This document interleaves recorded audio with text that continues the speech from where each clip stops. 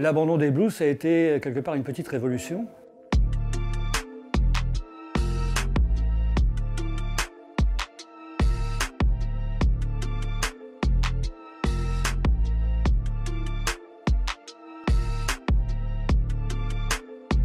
Alors en septembre 68, au moment de la rentrée, j'avais 18 ans et j'entrais comme élève de terminale au lycée d'état mixte de Chantilly, lycée Edmond-Rostand.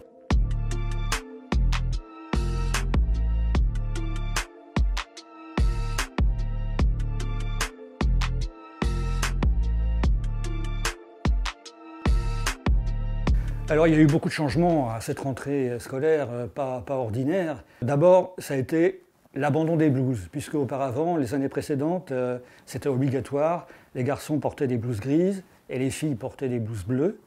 Et donc, l'abandon des blouses, ça a été quelque part une petite révolution, hein, c'est sûr. Auparavant, ce qui était sous les blouses était caché, bien sûr, par définition.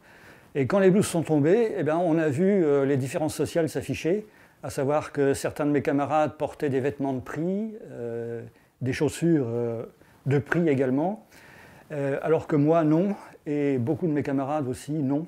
Auparavant, avant mai 68, les classes, les tables et les chaises étaient disposées en rang d'oignon, parallèlement à l'estrade du professeur. Et à la rentrée de septembre, je ne sais plus comment ça s'est fait, mais en tout cas, on a obtenu, ou on a fait d'autorité, un changement radical, c'est-à-dire que les tables n'étaient plus placées en rang d'oignon, mais en demi-cercle, par rapport à l'estrade du professeur, ce qui donc installait de fait une situation de forum en quelque sorte où la circulation de la parole était beaucoup plus évidente entre nous, au niveau des élèves, et puis entre le professeur et la classe. Ça obligeait le professeur à trouver un autre rôle. Est-ce que ça allait trop loin ? Moi, je n'ai pas le sentiment que ça allait trop loin. Au contraire, je pense que ça n'allait pas suffisamment loin de mon point de vue.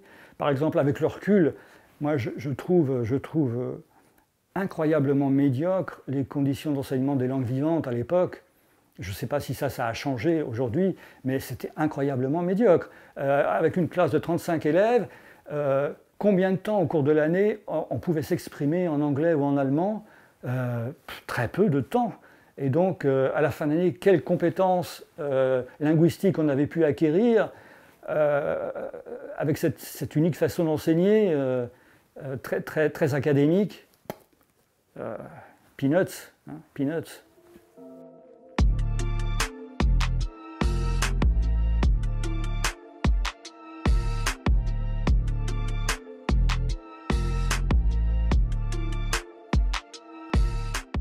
Suivant leur sensibilité, les enseignants avaient réagi différemment par rapport aux événements.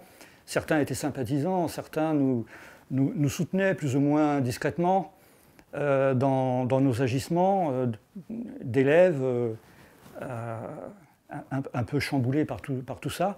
Il y a une professeure qui, elle, avait tenu à ce que ça continue comme avant.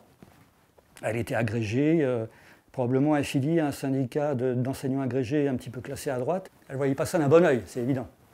Et donc, un jour, en rentrant dans la classe, je passe devant elle et elle s'adresse à moi en me disant « Ah, monsieur Bénard, vous êtes tombé 20 étages en dessous de la démagogie, vous m'avez beaucoup déçu. » Alors, je ne me souviens plus de quoi elle voulait parler, mais probablement de l'ensemble de mon œuvre à cette époque-là. C'était ça, sans doute, qu'elle incriminait. Mais cela dit, j'adorais ses cours.